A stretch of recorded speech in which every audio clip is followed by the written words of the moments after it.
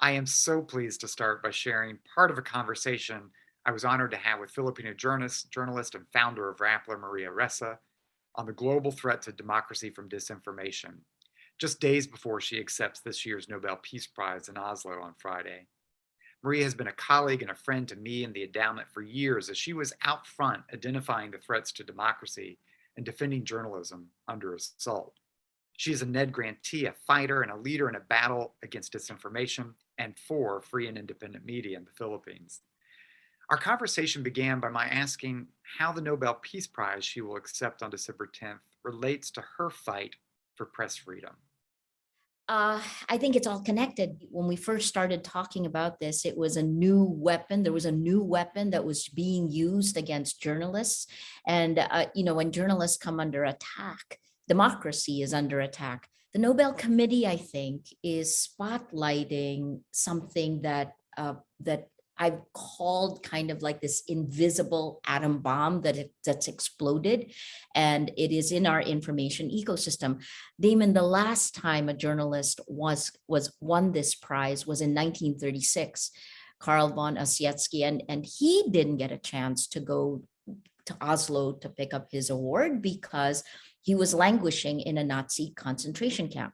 Right. So giving this award to journalists again this year seems to be a signal that, here we are again coming to another moment where over the last 15 years, the number of journalists under attack have increased. Over the last decade, if you go to the World Press Freedom Index, conditions have just gotten worse for journalists trying to hold power to account. But I think the most important part, and we spent a lot of time talking about this, you and I, is the role of technology as the accelerant. And I'll go back again to the kind of connection to World War II and post World War II.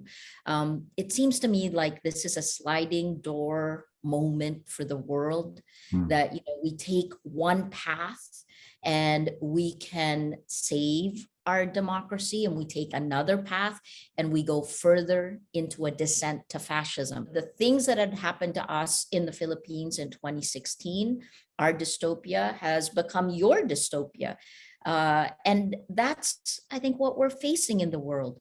It is a world that has been dominated by technology, that where technology is insidiously manipulating us now, has been allowed to do that. So I think part of this is why we're leaning in so much to the Summit for Democracy, because it is the defining challenge of a test between autocracy and democracy right now, fueled by technological innovations.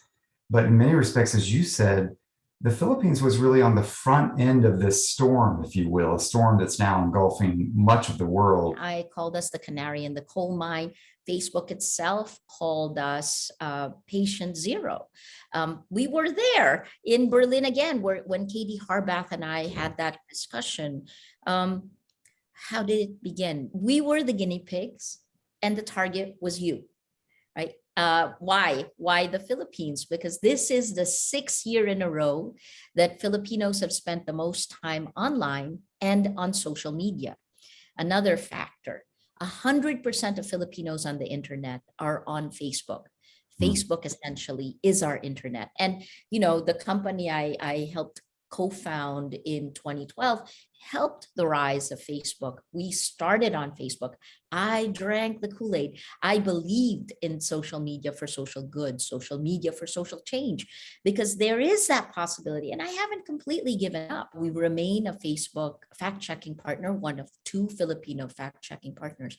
But look, as early as I was able to corner the Cambridge Analytica whistleblower, Christopher Wiley, a few years ago, 2018 again.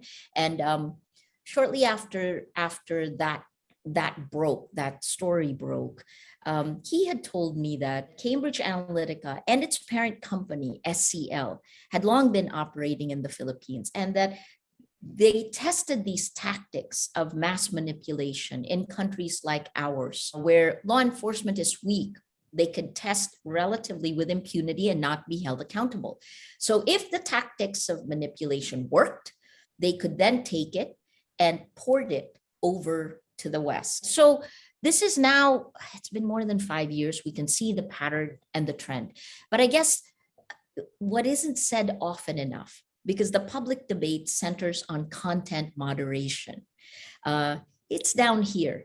We don't have to deal with content if we actually go to the root cause of the problem, which is way upstream here.